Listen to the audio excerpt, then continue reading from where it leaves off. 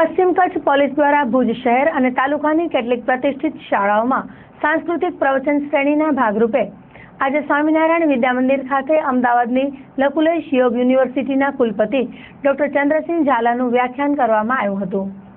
અત્રે ઉલ્લેખનીય છે કે સન 2013ની સાલમાં દેશના વડાપ્રધાન શ્રી નરેન્દ્ર મોદી ગુજરાતના મુખ્યમંત્રી હતા ત્યારે યોગને મહત્વ આપવા માટે અમદાવાદ ખાતે લકુલેશ યોગ યુનિવર્સિટીનું આયોજન કરવામાં આવ્યું હતું.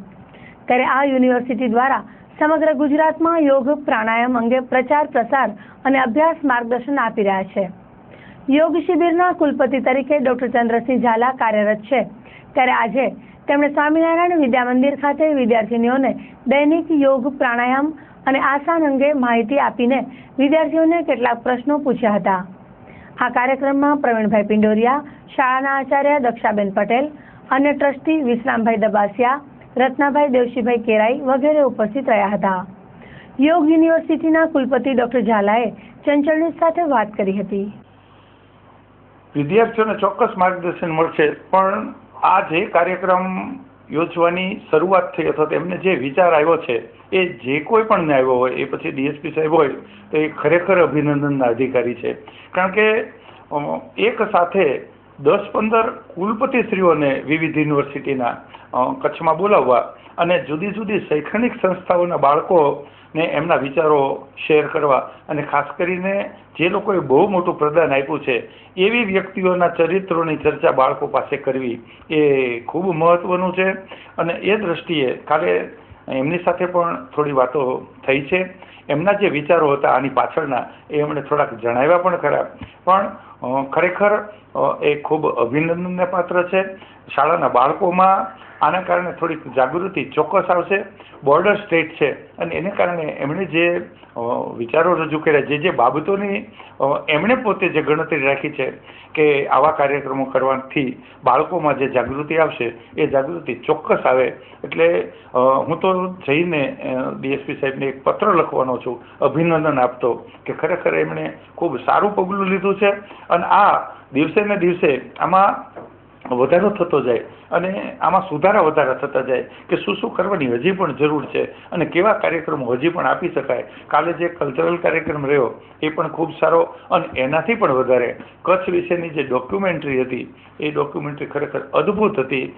દરેક કચ્છી માળુએ તો એ વસાવવી જોઈએ, એટલી સરસ. મને એમ છે કે કશું ખૂટતું નહોતું એ રીતે એમણે ડોક્યુમેન્ટરી બનાવી છે. એટલે ખાસ કરીને કચ્છ જિલ્લાના ડીએસપી સાહેબને અભિનંદન આપું છું. સાહેબ, ખાસ કરીને વાત કરીએ આજે આપ શ્રી યોગાચાર્ય સ્વામી રાજેશ્વરી મુનિજીના જીવનકાળ વિશે માર્ગદર્શન આપશો. આનાથી વિદ્યાર્થીઓને શું ફાયદો થશે યોગાચાર્ય શ્રી કયા કારણોમાં?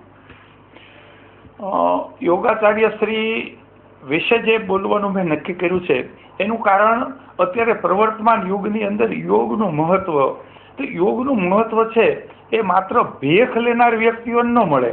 ખરેખર જે યોગ સાધના કરે છે એવા એક સાચા સાધક ને જગત સમક્ષ, ખાસ કરીને અત્યારે જ્યારે મારે બોલવાનું છે ત્યારે આ સંસ્થાના બાળકો એક સાચા યોગીની દિનચર્યા જાણે અને સાચા યોગીએ શું કરવું જોઈએ અને એ જે શું કરી રહ્યા છે એ પ્રવૃત્તિ વિશે મારે થોડી વાત કરવાની ઈચ્છા હતી. કારણ કે યોગ વિષયક વાત કરીએ ત્યારે મુનિજી પોતે ઘણીવાર એવું કહે કે ભારત યોગીઓનો દેશ છે અને તમે આ યોગની બધી ચર્ચાઓ કરો છો તો યોગની ચર્ચાઓમાં તમારા યુજીસીના આગેવાનો કે યુજીસીના અધિકારીઓ એ બધા જાણે કે કોઈક સાચો યોગી જાણે? યોગમાં શું કરવું જોઈએ એ કોઈક યોગીને પૂછાય કે કોઈ અધિકારીઓને પૂછાય? તો ખરેખર એ વાતમાં તથ્ય છે અને એ જ કારણે એક સાચા યોગી કે જે અત્યારે યોગ સાધના કરી રહ્યા છે, પ્રવર્તમાનમાં આપણી વચ્ચે છે, એના વિશે વાત કરવાનું મને વ્યાજબી લાગ્યું છે. Sir, last question. 21મી સદીમાં હાઈટેક યુગ છે, છોકરાઓ લોકો કોમ્પ્યુટર તરફ વળી રહ્યા છે, ત્યારે પુસ્તકો ભૂલી ગયા છે વાંચવાનું. એ સંદર્ભે શું અપીલ કરશો લોકોને? હાઈટેક ચોક્કસ આવ્યું છે અને એને કારણે ઓટોમાઇઝેશન અને એ થયું છે. પણ હમણાં જ કોઈ એક જર્નલમાં મેં લેખ વાંચ્યો કે એને કારણે ફાયદા ચોક્કસ થયા છે, સમાજની પ્રગતિ ચોક્કસ થઈ છે. ઓટોમાઇઝેશનના કારણે કામનો લોડ ઘટ્યો છે પણ માનસિક લોડ વધ્યો છે.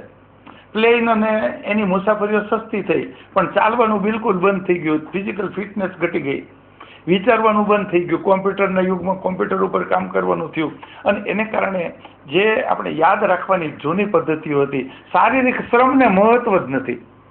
બીજું કે નાની નાની બાબતોમાં લોકો અત્યારે ટેન્શન કરતા થઈ ગયા છે, અને વિશ્વના દેશો, ખાસ કરીને જેને આપણે વિકસિત દેશો કહીએ છીએ, એ દેશો યોગ પાછળ જે ઘેલા થયા છે એનું કારણ એમને ત્યાં કોઈ માનસિક શાંતિ નથી, અને માનસિક શાંતિ નથી એનું કારણ મનોવિકૃતિ છે, અને મનોવિકૃતિ ના કારણે ઘણા રોગો ઉત્પન્ન થાય, એને સાયકોસોમેટિક ડિઝીઝ કહે છે. સાયન્સ એવું કહે છે કે અત્યારે 70 થી 75% રોગો છે એ સાયકોસોમેટિક ડિઝીઝ છે, અને સાયકોસોમેટિક ડિઝીઝને દૂર કરવા હોય તો તમારે સાયકિક શાંત જોઈએ, મન શાંત જોઈએ, અને મનને શાંત કરવા માટે પ્રાણાયામ સિવાય આપણી જે યોગ વિદ્યા છે ને એ સિવાયની કોઈ વિધિ જ નથી.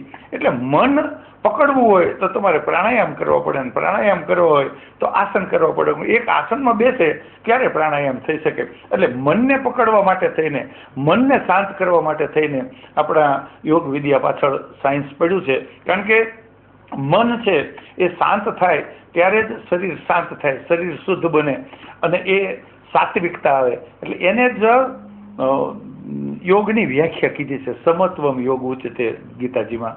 મનની સમતા હોય એટલે મન સમ ક્યારે બને? માત્ર પ્રાણાયામના અભ્યાસ દ્વારા મનને કંટ્રોલ કરી શકાય છે, અને એને કારણે આપણી યોગ વિદ્યાનું મહત્વ દિવસે દિવસે જાગૃત દેશોમાં પણ થતું જાય છે.